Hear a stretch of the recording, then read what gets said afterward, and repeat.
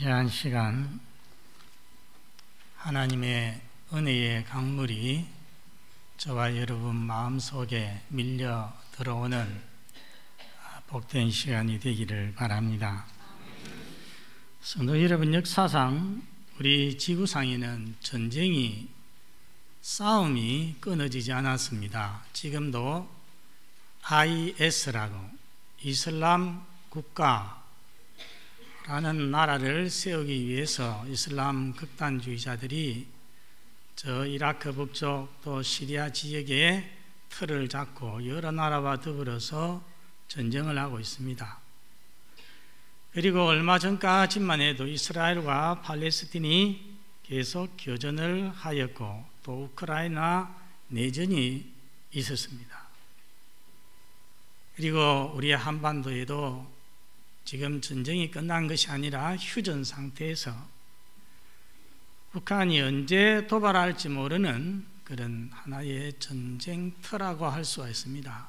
이렇게 지구상에는 크고 작은 전쟁터가 많이 있지만은 그런데 가장 작고 그리고 가장 심각하고 그리고 가장 중요한 전쟁터가 있습니다. 거기가 어디냐? 바로 우리 신자의 마음입니다. 오늘 본문이 그것을 우리에게 보여주고 있습니다. 오늘 본문의 말씀을 통해서 신자 안의 전쟁이 어떠한지를 바르게 깨닫고 이 영적인 전쟁에서 승리하시는 저와 여러분이 될 수 있기를 바랍니다. 첫째로 생각할 것은 신자의 영적인 현실이 어떠합니까? 여러분, 이 앞에 본문 로마서 7장 7절에서 13절에서 어떤 말씀을 보았습니까? 율법이 죄냐? 율법에 대한 말씀을 우리가 보았습니다. 그런데 이제 오늘 본문 첫 절인 14절을 한번 보시기 바랍니다. 한번 읽어볼까요? 우리가 율법은 신령한 줄 알거니와 나는 육신에 속하여 죄 아래에 팔렸도다. 오늘 말씀을 보면은 말씀의 초점이 율법에서 육신으로 옮겨져 가고 있습니다. 율법에서 육신으로, 나의 연약함으로, 신자의 연약함으로 옮겨져 간다는 것입니다. 여러분, 이 14절 말씀을 간단히 요약하면은 율법은 영적인데 나는 육신적이다 라는 것입니다. 나는 육신적이다. 여러분, 육신적이라는 말이 어떤 말일까요? 여기 우리가 지금 눈에 볼 수 있는 이 몸뚱어리를 말하는 것이 아닙니다. 여기서 육신적이라는 것은 죄성을 말합니다. 죄악된 것을 말하는 것입니다. 나는 육신적이기에 14절 끝에 죄 아래 팔렸도다 했습니다. 죄성을 가지고 있기 때문에 원치 않음에도 불구하고 어쩔 수 없이 죄를 짓고 만다. 죄의 노예가 되고 만다. 죄에 팔리고 만다는 말씀입니다. 오늘 본문은 거의가 이 사실을 반복적으로 우리에게 말씀해 주고 있습니다. 여러분, 15절 중간에 보십시오. 내가 원하는 것은 행하지 아니하고 도리어 미워하는 것을 행한다고 했습니다. 18절 끝에 보시기 바랍니다. 원함은 내게 있으나 선을 행하는 것은 없노라. 그리고 19절은 같이 읽어봅니다. 내가 원하는 바 선은 행하지 아니하고 도리어 원하지 아니하는 바 악을 행하는도다. 이런 모습들, 이게 바로 육신에 속한 모습이고 죄 아래 팔린 모습인 것입니다. 성도 여러분, 그 이유가 무엇입니까? 왜 성도는 선을 행하기 원하면서 그 원하는 선을 행치 못하고 도리어 원치 아니하는 악을 행하는 그 이유가 무엇이겠습니까? 그 이유가 오늘 본문에 여러 번 나옵니다. 여러분, 17절을 보시기 바랍니다. 시작. 이제는 그것을 행하는 자가 내가 아니요 내 속에 거하는 죄니라. 여러분, 내 속에 나도 있지만은 그 말씀 보니까 동시에 뭐가 있습니까? 죄가 있습니다. 21절도 마찬가지입니다. 21절 보십시오. 그러므로 내가 한 법을 깨달았노니 곧 선을 행하기 원하는 나에게 악이 함께 있는 것이로다. 선을 행하기 원하는 나에게 동시에 뭐가 함께 있습니까? 악이 있습니다. 23절에는 내 마음의 법과 죄의 법이 대조적으로 나옵니다. 마지막 25절 끝에는 하나님의 법과 죄의 법이 대조되어서 나옵니다.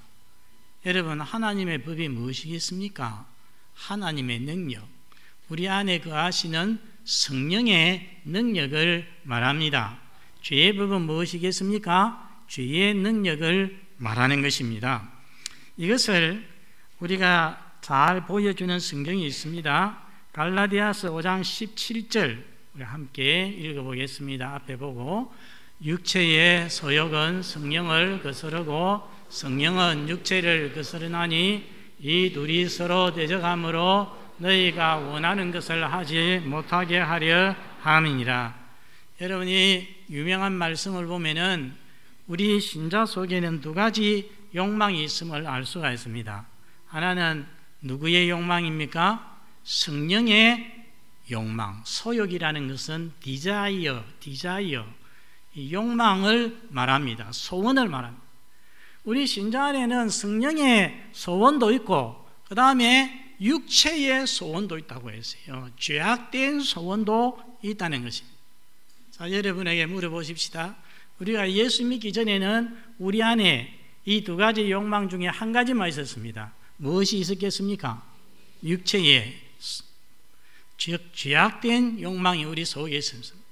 그런데 하나님의 은혜로 우리가 거듭나서 예수를 믿고 나니까 성령님께서 우리 안에 오셔서 우리와 함께 거하십니다. 그러면서 성령님이 우리 안에 거하시면서 우리에게 거룩한 욕망, 선한 욕망, 하나님의 뜻대로 살고자 하는 욕망, 죄를 짓지 않고 살고자 하는 욕망을 우리 속에서 불러 일으키는 것입니다. 자, 우리 속에 있는 육체의 욕망, 그 혼자 있을 때는 무슨 싸움이 있을 수가 없습니다. 다 한패니까. 그런데 우리 속에 성령님이 거하면서 선한 욕망을, 거룩한 욕망을 불러일으키니까 이게 서로 대적되지 않습니까? 그러니까 전쟁이 일어나는 거죠. 싸움이 있게 됩니다. 갈등이 있게 되는 것입니다. 그래서 오늘 금방 갈라디아서 5장 17절에 보니까 이 둘이 서로 대적한다고 했습니다. 그래서 우리 신자의 마음은 전쟁터가 되는 것입니다. 성도 여러분, 이로써 우리가 알 수 있는 것이 무엇입니까? 신자가 된다, 그리스도인이 된다는 것은 한 사람의 삶에서 모든 죄와 유혹이 제거가 된다, 뿌리째 뽑힌다는 그러한 것이 아니라는 것입니다. 구원받았다는 것이 다시는 죄를 짓지 않는 존재가 된다는 것을 의미하지 않는다는 것입니다. 우리 자신을 보면은 너무나도 잘 알 수가 있습니다. 우리가 예수 믿어 구원받았지만은 죄에 져서 죄 지으면서 살아갈 때가 너무 많습니다. 가장 거룩한 시간에도 살며시 악한 생각이 우리 속에서 떠오르기도 합니다. 어떤 죄는 계속 반복이 됩니다. 그래서 내가 그 죄를 회개하였는데 또 얼마 못 가서 똑같은 죄를 저지르고 또 안 돼서 그 죄를 가지고서 하나님 앞에 눈물로 회개하였는데 또 얼마 안 가서 또 같은 죄를 또 저지르고, 그래서 계속 반복해서 죄를 저지르지요. 어떤 죄는 10년, 20년 가는 죄도 있는 것입니다. 예수 믿어도 여전히 우리 속에 육체의 정욕, 안목의 정욕, 이생의 사랑이 남아있는 것을 우리가 알고 있습니다. 이것이 신자의 모습입니다. 성도 여러분, 우리는 예수 그리스도로 말미암아 죄에 대해서, 율법에 대해서 죽었다고 했습니다. 그러나 죄가 우리 안에서 죽은 것은 아닙니다. 죄는 여전히 우리의 죄는 여전히 우리 속에 살아서 역사하고 있는 것입니다. 죄는 이제 우리의 주인은 아닙니다. 그렇지만은 우리 속에 남아서 영향을 계속 발휘하고 있습니다. 여전히 우리 심사에 강력한 대적인 것입니다. 이 죄가 우리 속에 있어 우리 속사람과 싸웁니다. 이것이 신자의 영적인 현실입니다. 여러분, 이 현실을 잊지 말고 직시하시는 성도가 되시기를 바랍니다. 만일 여러분에게 죄로 인한 이런 어떤 내적인 갈등, 내적인 싸움, 영적인 전쟁이 없다고 하면 그것은 비정상입니다. 그런 사람은 거듭나지 않았거나 예수님을 믿지 않는 것이거나 아니면은 그 신앙이 병이 들었기 때문에 그런 것입니다. 그렇다면은 사랑하는 성도 여러분, 여러분의 영적 현실을, 여러분의 마음을 한번 하나님 앞에서 돌아보시기 바랍니다. 여러분의 마음은, 여러분의 삶은 과연 어떠한 상태에 있습니까? 두 번째로 생각할 것은 신자는 이 땅에 사는 동안 아무도 이러한 영적 현실에서 벗어날 수가 없다는 것입니다. 18세기 대부흥 시대에 요한 웨슬레는 크리스천 퍼펙션, 그리스도인의 완전이라고 하는 교리를 강조하였습니다. 우리 신자가 신앙생활을 잘해서 어느 정도의 수준에 오르면 그때부터는 다시 죄의 본성이 완전히 뿌리가 뽑히고 그 영혼이 완전히 거룩해진다. 죄가 없는 무죄 상태가 된다고 주장을 했습니다. 그래서 이 웨슬리의 추종자들 가운데서는 어떤 말을 했느냐 하면은 자신이 여러 주 동안에, 이 근래 여러 달 동안에 죄 전혀 한 번도 짓지 않았다, 그렇게 말하는 이들도 있었습니다. 여러분, 그것이 인정이 되십니까? 여러분, 신자가 살아있는 동안에 죄와 싸우면서 갈등하면서 죄를 짓고 사는 이 영적인 현실에서 벗어날 수가 있느냐? 없습니다. 살아있는 동안에는 불가능합니다. 요한일서 1장 10절을 한번 같이 세심하게 한번 읽어보겠습니다. 시작. 만일 우리가 범죄하지 아니하였다 하면 하나님을 거짓말하는 이로 만드는 것이니 또한 그의 말씀이 우리 속에 있지 아니하니라. 앞에 있는 부분의 말씀이 중요하죠. 우리가 범죄하지 아니하였다 하면, 나는 이제 신앙생활을 너무 잘해서 나는 이제는 죄가 없다고 하면은 그것은 하나님을 거짓말장이로 만드는 것이다. 그것은 맞지 않다는 것입니다. 틀렸다는 것입니다.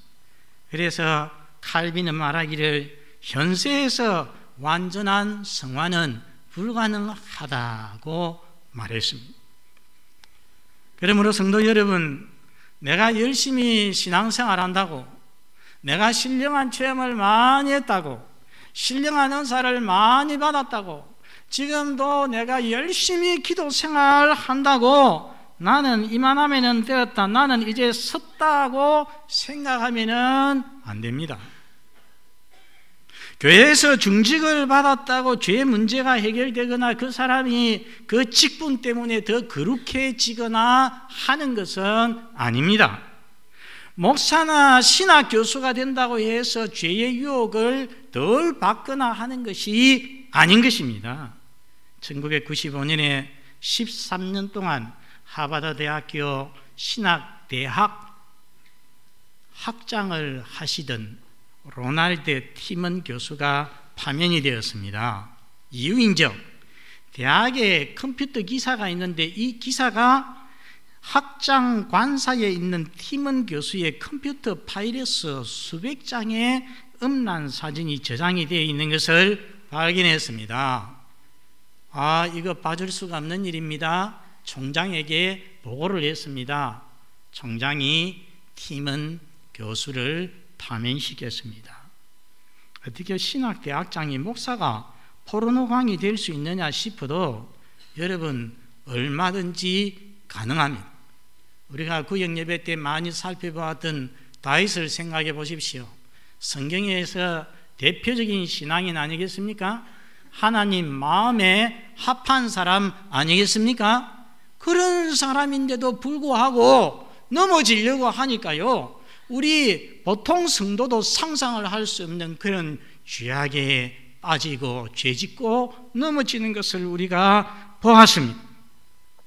여러분, 그러므로 신자는 어떤 상태에 있을지라도 죄라는 적이 내 안에 있음을 잊어서는 안 됩니다.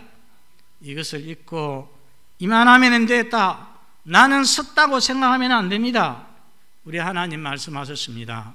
선 줄로 생각하는 자는 넘어질까 조심하라. 넘어진다는 말입니다. 성도 여러분, 사실 오늘 이 로마서 7장 후반의 말씀은요, 기독교 역사 내내 논쟁이 되어 온 말씀입니다. 본문에 나오는 나, 이 나는 신자냐 불신자냐, 바울이냐 아니냐, 바울이라면 예수 믿기 전에 바울이냐 예수 믿은 이후에 바울이냐, 논쟁이 많았습니다. 특히 오늘 여기 24절에 유명한 탄식이 나옵니다. 같이 한번 읽어볼까요? 시작. 오라, 나는 공고한 사람이로다. 이 사망의 몸에서 누가 나를 건져내랴. 공고한이라는 뜻은 비참한, 불쌍한 이런 말입니다. 오라, 나는 공고한 사람이로다. 이렇게 장탄식을 하고 있는데, 이렇게 탄식하고 있는 나는 예수 믿기 전에 바울이냐 예수 믿은 이후에 바울이냐, 전반적으로 볼 때에 예수 믿는 바울로 보는 것이 가장 합당합니다. 여러분, 바울을 생각해 보십시오. 바울이 어떤 사람입니까?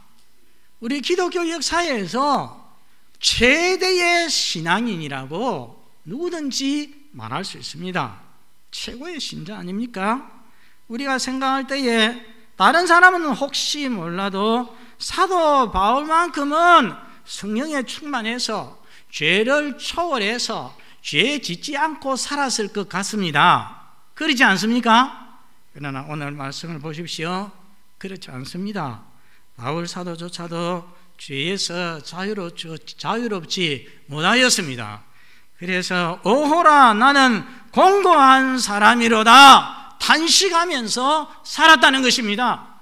물론 항상 사도 바울이 죄 앞에서 꼼짝 못하고 죄짓고 나는 공고한 사람이로다 했다고는 말을 할 수가 없습니다. 그러나 그의 삶에서 이런 탄식이 계속되어진 것은 사실입니다. 여러분, 신자는 이만하면 되었다 할 수 있는 사람이 아무도 없습니다. 도리어 성화되어져 갈수록, 거룩해져 갈수록, 믿음이 깊어져 갈수록 자신의 죄인됨을 더 깊이 깨닫게 되어집니다. 여러분, 한 사람이 어두운 밤에 길을 가다가 진창에 빠졌습니다.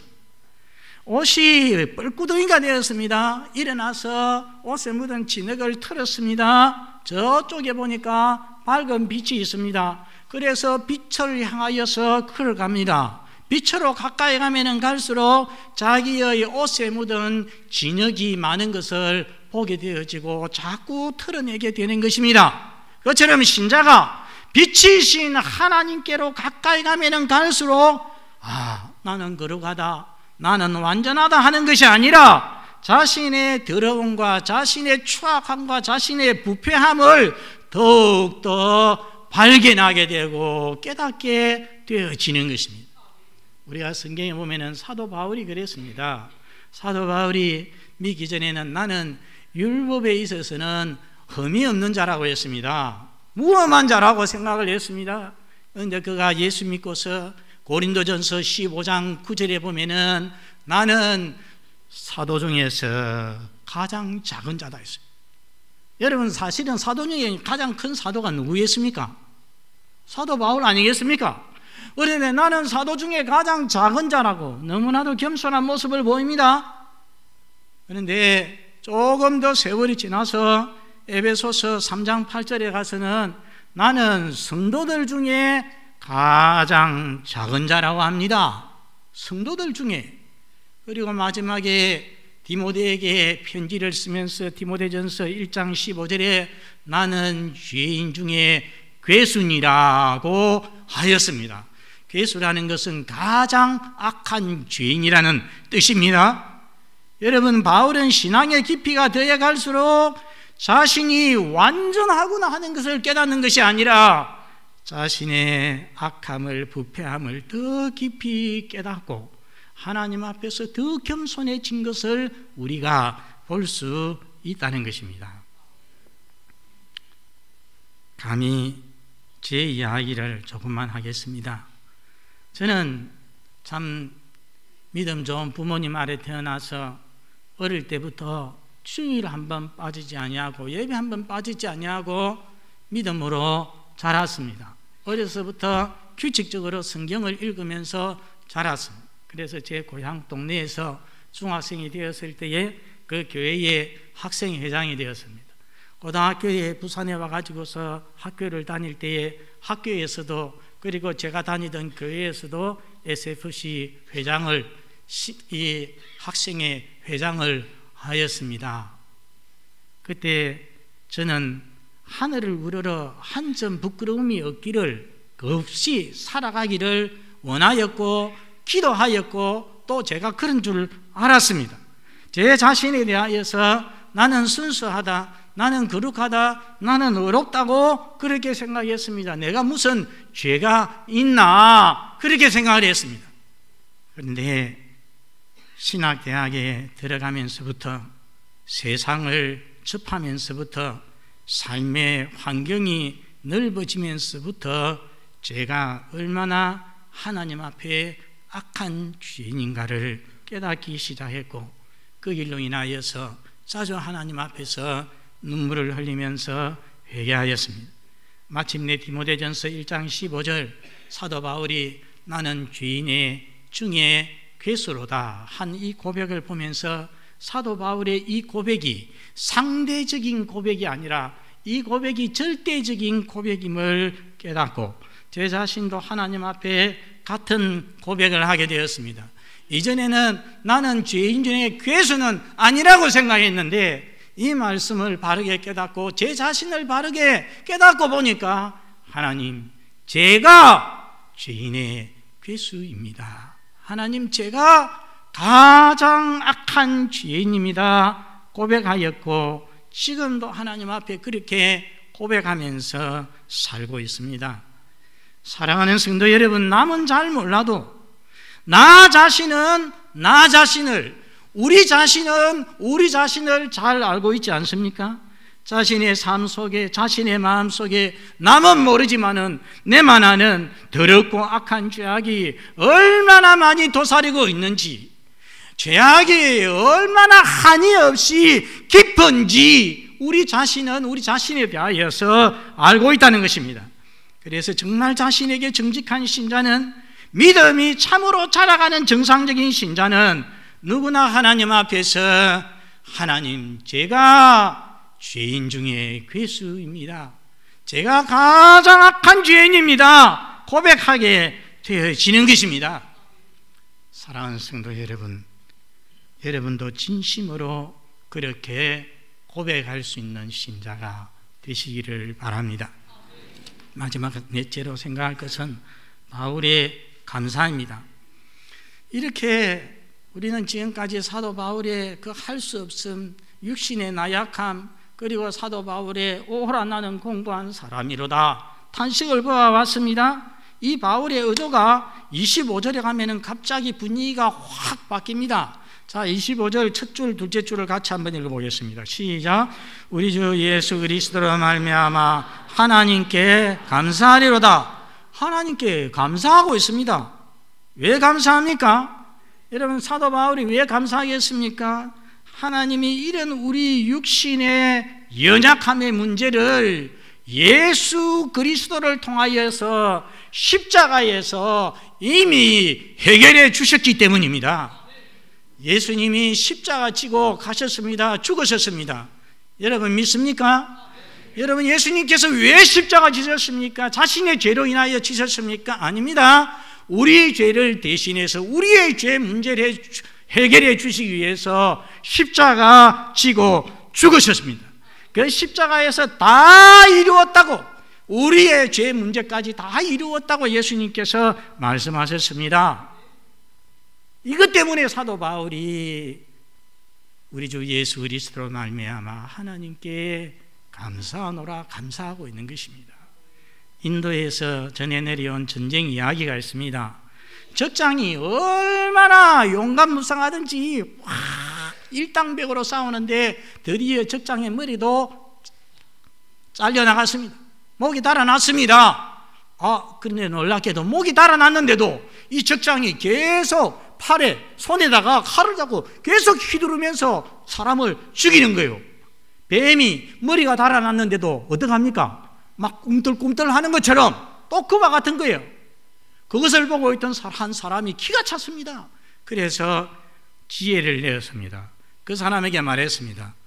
당신 목을 보시오. 당신은 이미 죽었어요. 하니까 그 싸우던 몸뚱어리가 멈칫하더니 그대로 쓰러지더라는 것입니다. 끝이 나버렸습니다. 우리 신자가 끊임없는 영적 전투로 인해서 공고하고 힘들 때에 우리가 자주 확인할 일이 있습니다. 무엇입니까? 예수 그리스도의 십자가를 바라보아야 한다는 것입니다. 저기에서, 저 십자가에서 내 죄 문제가 해결이 되어서 저기에서 죄의 사람인 나는 이미 죽었어 확인해야 된다는 것입니다. 이광수 너 죽었잖아. 내 죄의 사람은 십자가에서 이미 죽어서 이렇게 확인할 때에 우리는 죄에 대하여서 승리할 수가 있는 것입니다. 성도 여러분, 신자는 구원받았지만은 여전히 악하고 약합니다.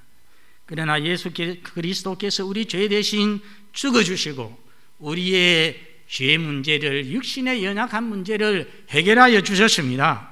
그 예수님이 성령으로 우리 안에 계시면서 우리를 도우시고 계십니다. 요한일서 4장 4절에 너희 안에 계신 이가 세상에 있는 자보다 크심이라고 했습니다. 너희 안에 있는 자가 누구였습니까? 예수님, 성령님. 너희 안에 계신 이가 세상에 있는 이가 누구겠습니까? 마귀, 죄. 우리 안에 계신 이가 세상에 있는 이보다 크다고 했습니다. 여러분, 그러므로 우리 신자의 싸움은 고되고 때로 실패하기도 하지만은 최후 승리가 보장이 되어 있습니다. 조금 있으면 이제 프로야구 시작됩니다. 우리 신자는요, 언제나 넘어질 때도 있지만은 9회 말에 가가지고서 언제나 이기도록 역전승하도록 되어 있다는 말씀입니다. 승리의 길 멀고 험해도 주님께서 나의 앞길 지켜주시리. 우리가 찬양하지 않습니까? 그러기에 우리도 25절의 바울처럼 하나님께 감사할 수 있습니다. 고린도전서 15장 57절을 다 함께 읽어보겠습니다. 앞에 보고 시작. 우리 주 예수 그리스도로 말미암아 우리에게 승리를 주시는 하나님께 감사하노니. 사랑하는 성도 여러분, 믿어도 죄는 남아 있습니다. 그래서 우리는 마음으로 갈등하기도 하고 죄를 짓기도 하면서 살아가는 것이 우리의 영적 현실입니다. 이 죄에 대해서 우리는 싸워야 됩니다. 이 일이 공고하고 힘들고 때로 피하기도 하지만은 그때마다 우리는 우리 죄 문제를 해결하시고 승리하신 주님을 바라보시기를 바랍니다. 예수 그리스도로 말미암아 우리에게 승리를 주시는 하나님께 감사하시기 바랍니다. 승리하신 주님으로 인해서 우리도 최후에 승리하실 것을 믿으시기를 바랍니다.